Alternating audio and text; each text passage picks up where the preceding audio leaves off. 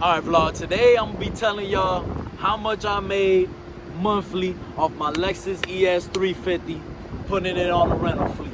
They're gonna fuck this shit up, plain and simple. The rental game is great and all. I got a homeboy, you know, he has his own rental company and stuff, and you can go and get a car, or if you have a car already, you give it to him, and you know, the car will rent and this and that. He'll put it on the fleet. All you gotta do is get a tracker. You gotta put a tracker, that's like, you know, 300 bucks or whatever. You gotta make sure all your tires are good. You know, you can't put this joint out here with bald tires and messed up this and that, Like, you gotta wash the car, you gotta, you know, make it look nice, make it, people, you know, you gotta go take pictures. So we were doing a split. It was like a 60-40 split. You know, since he's doing, he's gonna be doing the advertising, the marketing, you know, getting it rented and stuff. So I would get 60, he would get 40. So that was the split. He'll Zelle me the money. As soon as somebody goes and rents, he gets the cash, he'll Zelle me the cash or whatever it is, you know what I'm saying? You gotta have renter's insurance on it. Now me, I didn't do it. I'm not even gonna lie to y'all. I didn't put the renter's insurance. Renter's insurance is gonna run you like $600 a month. It's crazy.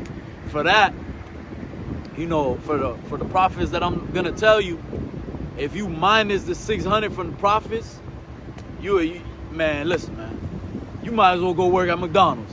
You know what I'm saying? Me, I was just starting, so I'm like, man, let me do a couple months first, and then I'll see if I'm gonna mess with that. You know what I'm saying? Or if I'm gonna keep on risking it. But risking it is it's definitely not a good thing, because I done have people run red lights and they don't want to pay.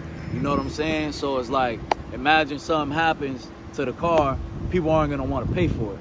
You know what I'm saying? Like, they don't want to pay for a simple red light infraction. They not gonna pay for your car being messed up.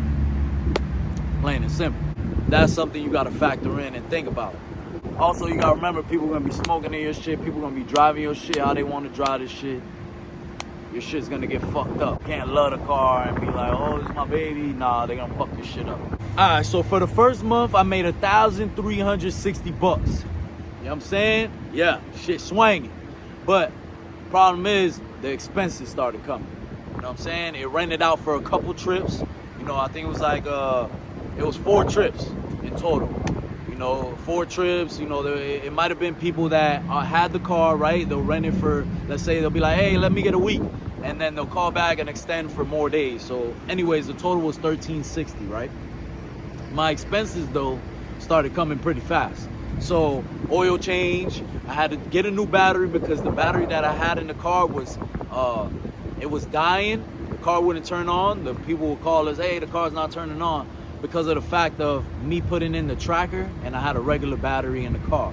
So I had to get a better battery in order for the tracker, you know, to stay on and for the battery to stay on. You know what I'm saying? So that cost me 300 bucks off the rip. I had to get new tires. My 2 back tires were already going. I put it on the fleet like that, so I don't know if I would count that, but whatever.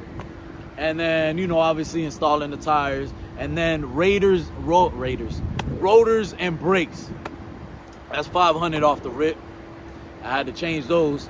So I spent 1,068 bucks on expenses that month. So my profit initially was $292. Not bad, you know what I'm saying? Whatever, I'll take it as a loss. The first month, you know, in business, shit, you gotta expect the first year to be a loss, you know what I'm saying? So I wasn't really tripping about that. All right, so the second month was December, one of the busiest months. According to my boy, he told me it's like, you know, that's like the busy time and stuff. So December, I did pretty good, no problems, no expenses. I brought in 1,520, right? 1,520 minus my payment, obviously, which is 573, right? So I profited, boom, 947, papa. You know what I'm saying? Now we talking. Now we getting this cheese, baby. But yeah, so that month went pretty good. I had a couple people book and a lot of extending. So it was like probably like 2 or 3 bookings, and they extended it for a long period of time. You know, I guess they liked the car. They was like, fuck it, I'm gonna rock out with it. So that was a good month. All right, so January, I made 1,500, right? I made $1,500.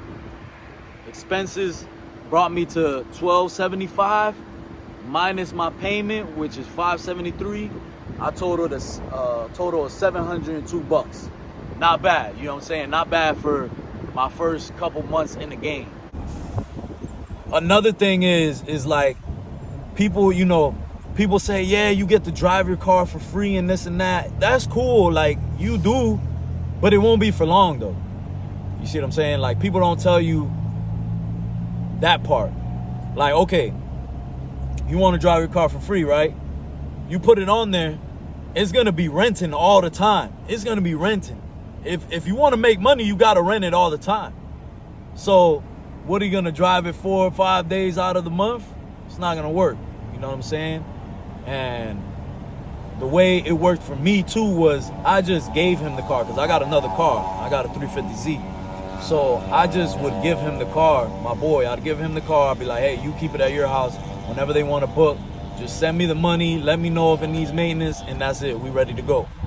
So you're not really, you know, it wasn't convenient for me to go pick up the car from his house just to drive it for 3 days. Or even like one time this happened to me. I picked it up, or he dropped it off at my house.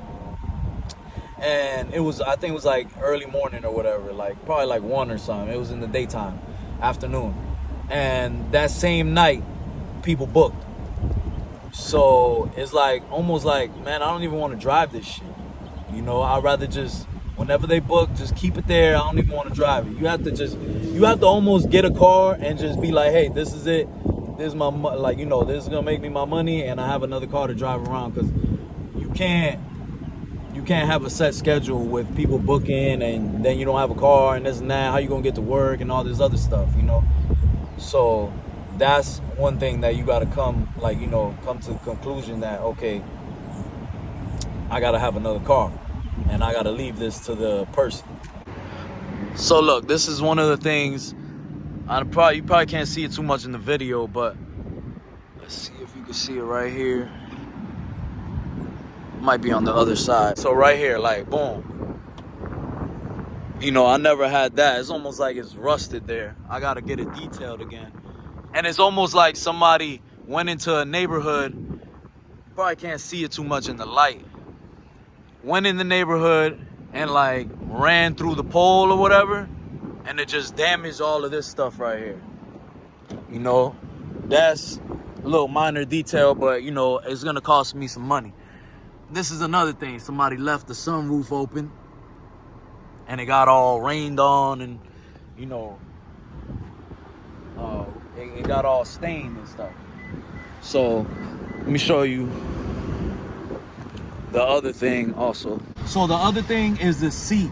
The seat now, right here on the back part, it feels hard. Like it's not how it used to be. I don't know what the hell they're doing. They're over here making babies or something. But look, listen, man, my car is not the same. Like the seat is not the same or whatever.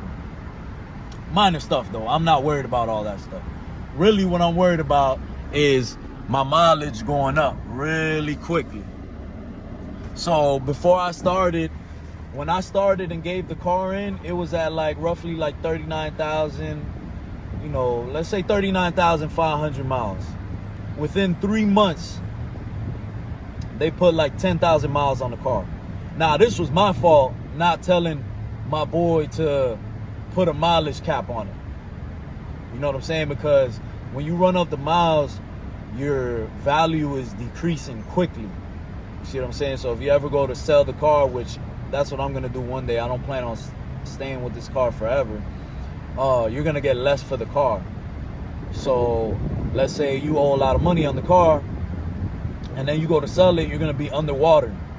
You know, so all that money that you done made is almost like it doesn't even mean nothing. You know, you're underwater on your car, you owe a couple of thousand and you only made, let's say, a couple thousand in the month or whatever.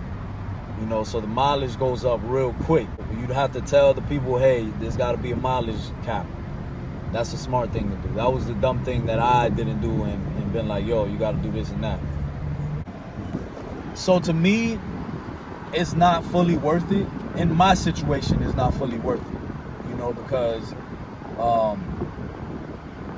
it's good money. It's definitely good money. I can't say it's not, you know, but I also cut hair, so I